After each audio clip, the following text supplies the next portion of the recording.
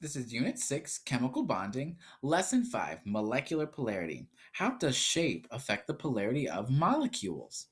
The objectives of this lesson, I can determine the polarity of a molecule, and I can determine the shape of a molecule. Do now. So there are different types of electron pairs. We have what we call bonding pairs, and these are electrons that form bonds. And we also have what we call lone pairs, which are non-bonding electrons. So for example, in this molecule, we have three hydrogens bonded to a nitrogen. These two electrons between the hydrogen and the nitrogen form a bonding pair. This pair of electrons on the nitrogen is a lone pair. It's a non-bonding pair of electrons. Those are important because they determine the molecular polarity, which depends on two things: the bond polarity and the shape of the molecule. For example, whether it is a symmetrical or a non-symmetrical molecule. The shape is caused by what we call VESPER, the valence shell electron pair repulsion theory. Valence electrons are arranged as far from one another as possible to minimize the repulsion between them. Like charges repel each other. In a nutshell, the VESPER theory says that if I have electrons close to each other, they're going to push themselves away as much as possible. So, polar molecules are molecules that have a polar bond and asymmetrical shape. So, if there are lone pairs on the central atom, then the molecule is automatically polar. Nonpolar molecules are nonpolar when they are symmetrical. So, they have nonpolar bonds and a symmetrical shape. So the best way to remember this is it's a snap, and this applies to the molecular shape. If it's a symmetrical shape, then it's nonpolar. If it's an asymmetrical shape, then it's polar. It's a snap. So the shapes of nonpolar molecules. A linear shape must be symmetrical in order for it to be nonpolar. Therefore, linear would be like in a line, and if it's nonpolar, I'm going to have both things on opposite sides of the line equal. Carbon dioxide is a linear molecule and it's symmetrical because it has an equal amount of oxygens on each side of that carbon.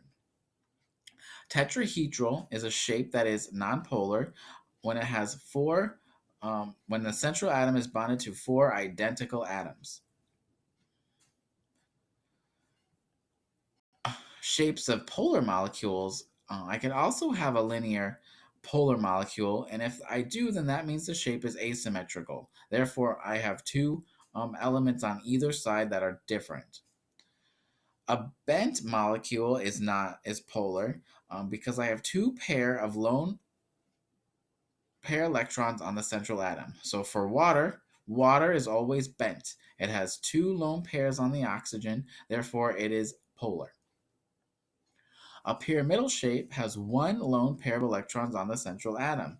So NH3, ammonia, there's this lone pair right here on the nitrogen. Therefore, I have a polar molecule. So summary of shapes and polarity. If the central atom has one or two bonds only, then it's linear.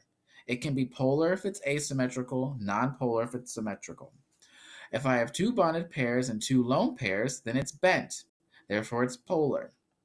If I have three bonded pairs and one lone pair, then it's pyramidal, which means it's polar. If I have four bonded pairs and no lone pairs, then it's tetrahedral. It's nonpolar if all of the if all four all four are identical. It could be polar if they are not the same. So we'll probably do some examples like that in class. So steps to determine the molecular polarity and shape. You first have to draw the Lewis dot diagram of the molecule. So that's why we did that stuff first. Then you have to examine if there are any lone pairs and any bonded electrons. Is the molecule asymmetrical or symmetrical? Remember, it's a snap. If it's symmetrical, it's nonpolar. If it's asymmetrical, it's polar. So, for example, let's determine the molecular polarity and shape of carbon tetrachloride. So, when we do the Lewis dot diagram, we'll get something like this, where we have a carbon atom in the middle with four identical atoms around the outside. It's nonpolar because it's symmetrical. If I divide this molecule any way possible, up, down, diagonal, it's always going to have the same amount of things on each side. This is a tetrahedral shape because I have four identical molecules. So tetra means four, identical. I've got four things around the central atom, therefore I have a tetrahedral shape. Determine the molecular polarity and shape of H2S. H2S is very similar to H2O. It's polar because that sulfur has two pair of lone pair electrons, and it's bent.